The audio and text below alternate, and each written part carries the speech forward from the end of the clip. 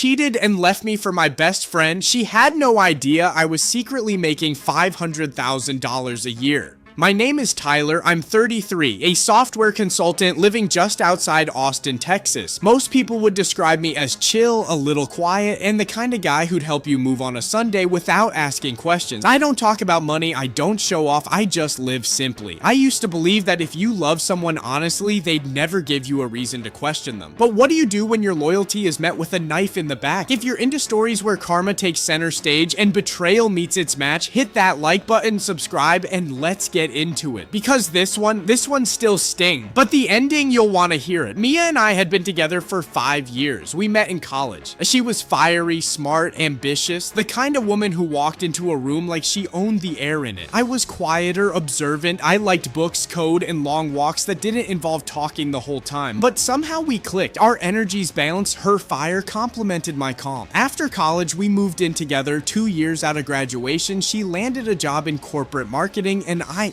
told her I was doing freelance IT, which was technically true. To her, I was just a nice guy with a steady job. She thought I did simple web maintenance for small businesses. She used to tease me, lovingly at the time, about my little laptop job. I never corrected her. What I didn't say, and what she never asked, was that I was consulting for fintech firms and private tech startups, mostly remote, almost always under strict NDAs. The work was demanding, technical, and highly sensitive. It paid extremely well. Over the years, I quietly stacked contract after contract. One year, I cleared $320,000. Another year, $500,000. I had no debt, a strong portfolio, and an account my own parents didn't know about. But I didn't live like it. I drove a used 2013 Honda Civic. My clothes came from discount racks. Our apartment was modest, 2 bedrooms, barely furnished, in a decent part of town. I didn't want to be flashy. I didn't want attention. And more importantly, I didn't want to be loved for money. I wanted to be loved for me, for showing up every day, for listening, for making her tea when she had cramps, for the quiet dinners, the random flowers, the late night drives to nowhere. I wanted to believe that love, real love, was about who you are, not what you show. And in those early years, I thought that's what we had. She used to leave notes in my lunch bag. We used to talk about getting a dog, maybe a house someday. She joked about me being her quiet genius, and I laughed it off, thinking, yeah, maybe she really gets me. But love, like money, is only as strong as the foundation you build it on. And cracks don't show up. Suddenly, they start small, subtle, like shifts in tone, less laughter, more comparison, and I didn't know it yet, but our foundation was already splitting under pressure I hadn't even seen coming. Over time, things began to shift, slowly at first, like a room getting colder 1 degree at a time. You don't notice right away. You just start reaching for a hoodie more often. Mia grew distant. She still smiled, still kissed me goodbye, but the warmth behind it started fading. Her laughter didn't come as quickly, her words got sharper. The way she looked at me began to change, like she was sizing me up, comparing me to something or someone. She started making offhand comments about how I lacked drive, about how other men were more ambitious. At first, I brushed it off. Not everyone needs to be a CEO, Mia. I joked, trying to keep it light, but she wasn't laughing. You just seem comfortable, she'd say, like it was a curse. Don't you want more? The irony cut deep. I wanted so much more. I was working overtime, managing 3 confidential contracts, building something solid long-term, but I didn't say that because she didn't ask. She just assumed. Then came Aaron. Aaron was my best friend since high school. We'd shared bunk beds at summer camp. We knew each other's passwords, favorite beers, worst decisions. He was the kind of guy who made every room feel like a nightclub. Flashy, loud, always on the grind. Or at least that's what his Instagram said. Real estate, gym selfies, leased Lamborghinis, captioned with #hustleharder. Mia couldn't stop talking about it. Aaron's killing it in sales again. Closed 3 deals this week. Aaron's taking us out to that rooftop bar Friday. Wear something nice. Did you see Aaron's story? That sushi spread was insane. She started laughing harder at his jokes, sitting closer, staying on the phone with him longer after work talk. The tension twisted in my gut. Not jealousy exactly, but recognition. The same way she used to look at me now belonged to him. She stopped reaching for my hand on the couch. Our conversations got shorter, colder. Even in the same room, it felt like we were 1,000 miles apart. And then one night, she left her phone on the couch, unlocked, face down, buzzing. Something in me, some mix of dread and knowing, reached for it. And that's when everything shattered. I didn't go looking for trouble. Her phone was just there, sitting on the armrest, buzzing over and over, screen lighting up with a new notification every few seconds. Maybe I should have walked away, but I didn't. I picked it up. The screen was still open, a thread of text between her and Aaron. No lock screen, no barrier, just the ugly truth waiting. At first, I didn't even register what I was seeing. My brain resisted it. It wanted to believe this was a misunderstanding, a joke, something I could explain away. But there it was, flirty banter, late night wish you were here messages, inside jokes with just enough intimacy to make my skin crawl. Then the photo, her in my sweater. The navy blue one she always said made her feel safe. Knees tucked under her on the couch, mug in hand.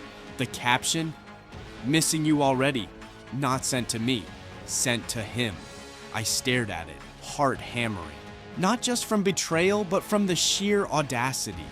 She wore my gift to flirt with my best friend in our living room on my couch. It wasn't just cheating, it was disrespect in its rawest form. And in that moment, I didn't rage. I didn't scream or cry or flip a table. I breathed. Because here's the thing, Mia didn't know me. Not really. She knew the quiet guy with a steady job. She knew the one who wore old sneakers and ate leftovers. She knew the man who didn't flash money or flex status. What she didn't know, I'd been working with international fintech firms for 3 years. My NDA-bound contracts paid 6 figures a pop. My investment portfolio was deeper than Aaron's personality. I had $500,000 sitting across multiple accounts, and I was still under 30. I kept it hidden for a reason. I wanted someone who loved me for me, not for what I could buy. Now I realize I'd chosen the wrong person to test that theory on, so I made a decision. I didn't confront her. I didn't show her the messages or demand explanations. I went quiet. I started moving things behind the scenes. I called my real estate agent and closed on a new penthouse apartment.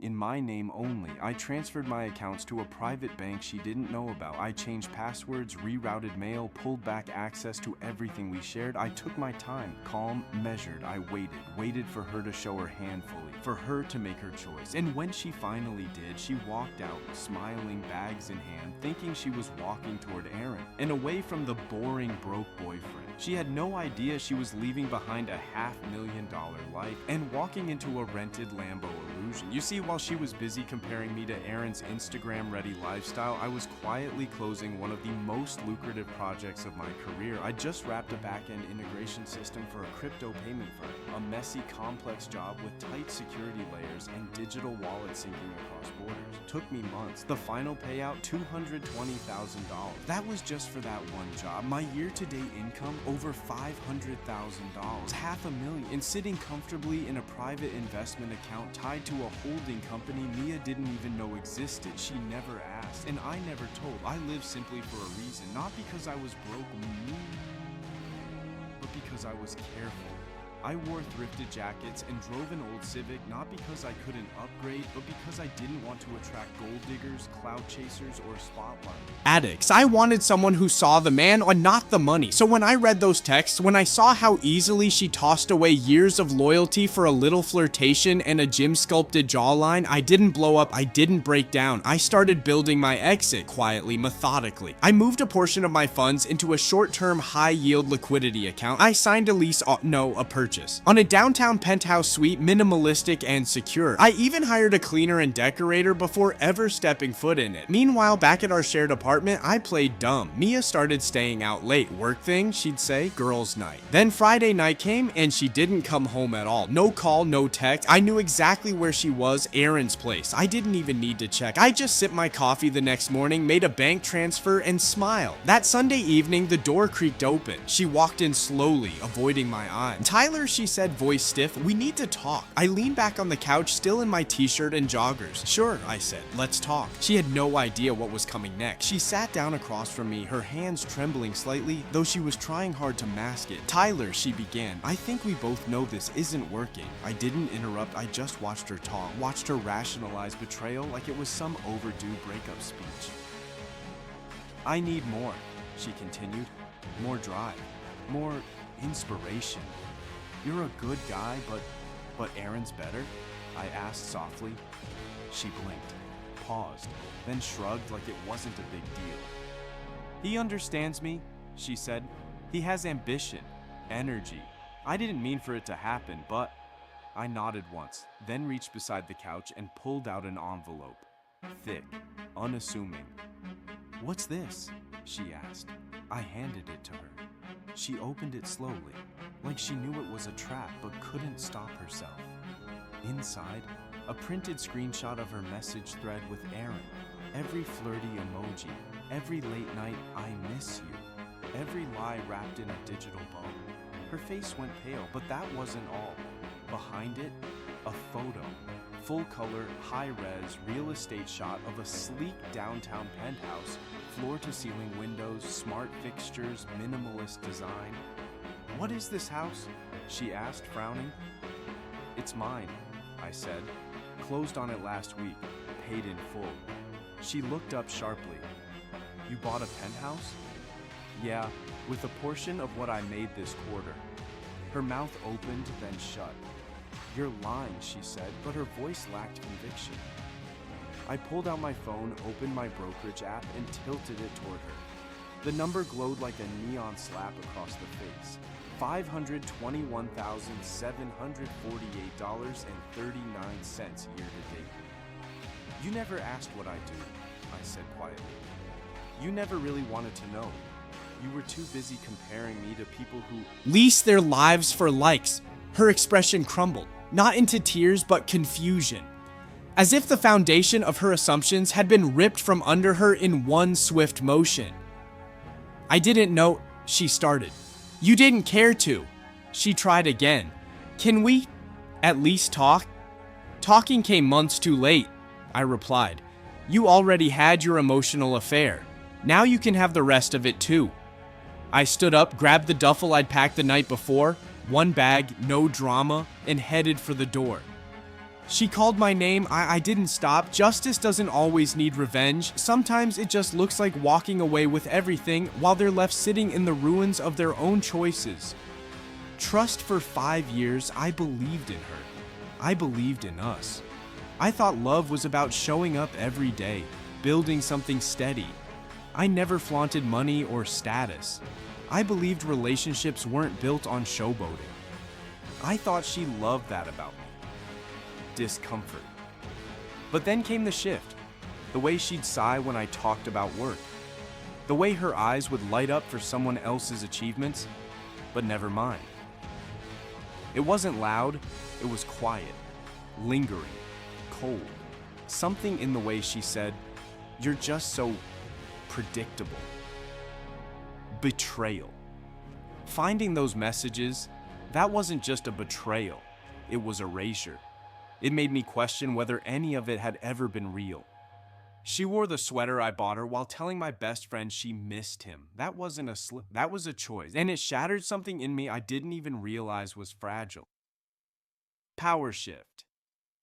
Then came the turning point when I remembered who I really was. Not the simple guy she assumed, but the man who built his own empire in silence. Every contract I signed, every dollar I stacked, every moment she underestimated me, that became fuel. And suddenly I didn't feel broken anymore. I felt in control. Closure. I didn't need revenge. I didn't need to scream. I just needed clarity, and the strength to walk. I left with everything I had earned. My dignity, my peace, and over $500,000 in the bank.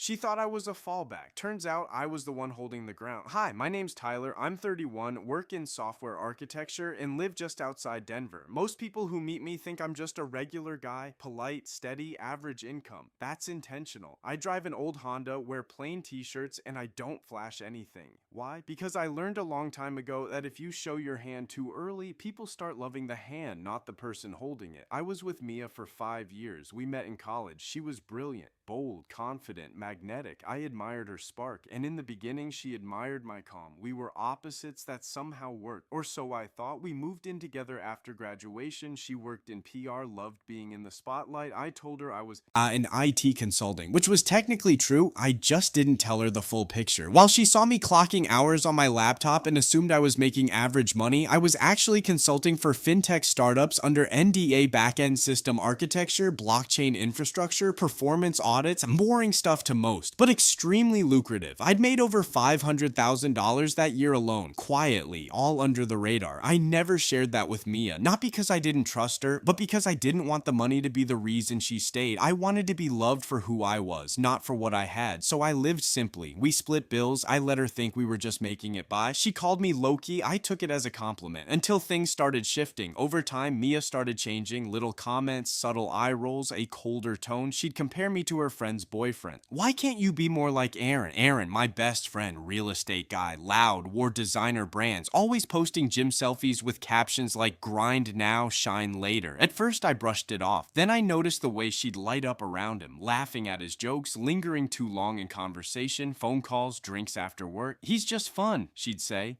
One night, she left her phone on the couch. I wasn't snooping, but the screen lit up and everything changed. It was a thread between her and Aaron. Flirty messages, compliments, memes that only made sense if you were talking every day, and then a photo of her wearing the sweater I bought her last Christmas, captioned, "Missing you already." I stared at the screen. I wasn't angry, not at first, just hollow, like watching a version of your life you didn't realize existed. I didn't say anything. I didn't confront her. Instead, I made a plan. What Mia didn't know was that I just closed a $220,000 deal with a crypto payment startup. That year alone, I was north of $500,000, all sitting in my private account. I'd bought a house, quietly, cash. She still thought I was making $70,000 a year. She stayed out more. One Friday, she didn't come home at all, and that Sunday, she walked in with a face I'll never forget. "Tyler," she said, "we need to talk." She sat down, calm and rehearsed, said we'd grown apart, that she needed someone more ambitious, that she'd found someone who truly sees her. I nodded. Then I handed her an envelope. Inside were two things. One, screenshots of her messages with Aaron. Two, a photo of a modern 3-bedroom house. She looked confused. "What's this?" "It's my house," I said. "Closed on it last week. Paid in full." Her mouth opened. Wait, no word. "You never asked what I actually do," I said. "You never cared. You just assumed." She started stammering, said we should talk things through, that she didn't mean to hurt me. I smiled. "It's a little late." After that, I picked up my duffel bag, walked to the door, and turned around one last time. You thought I was a fallback? Turns out I was the one holding the ground. Then I left. Trust. I believed in her. I believed in us. Discomfort. Her coldness built slowly until I couldn't ignore it. Betrayal. That message thread shattered something in me. Power shift. Realizing I had all the leverage changed everything. Closure. I didn't explode, I didn't scream, I just walked out with my dignity and my assets. She thought I was playing small, but I was just playing silent. This story isn't just about cheating, it's about assumptions, about how people treat those who don't show off. Mia thought silence meant weakness. She confused humility with lack of ambition. But Tyler, on the quiet guy, was building an empire in the background. He didn't just get revenge, he didn't lash out. He rose without noise and exited with power. For the men watching, you don't need to flex to be strong. You don't need to shout to be seen. For the women watching, maybe, just maybe, the one who doesn't brag might be the one worth holding on to. And for everyone who's ever been underestimated, sometimes the best revenge is no revenge at all, just receipts and peace.